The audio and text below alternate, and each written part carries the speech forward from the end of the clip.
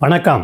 India மற்றும் ரஷ்யாவை சீனாவிடம் இழந்துவிட்டோம் அப்படின்னு அமெரிக்க அதிபர் ட்ரம்ப் புலம்பியிருக்கிறார். கடந்த ஜனவரியில் ட்ரம்ப் பதவியேற்றதிலிருந்து உலக நாடுகள் மீது தன் வன்மத்தை கக்கி வருகிறார்.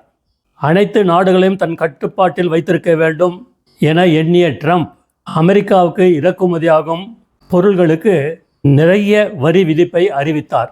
சீனாவுக்கு அதிகபட்சமாக 145% வரியும், இந்தியாவுக்கு 50% வரியும் விதிப்பதாக அறிவித்தார். இதனால் உலக நாடுகளின் தொழில்துறையினர் கடுமையாக பாதிக்கப்பட்டனர்.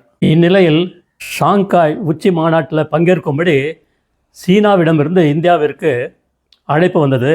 அதை ஏற்று 2 நாட்கள் மாநாட்டில் பிரதமர் மோடி பங்கேற்றார். இந்த உச்சி மாநாட்டில் ரஷ்யா, சைனா, இந்தியா 3 நாட்டு தலைவர்களும் ஒன்றாக எடுத்துக்கொண்ட புகைப்படங்களை பகிர்ந்த ட்ரம்ப், இந்தியாவையும் ரஷ்யாவையும் இருண்ட சீனாவிடம் அமெரிக்கா இழந்துவிட்டது அப்படி என்று புலம்பியிருக்கிறார்.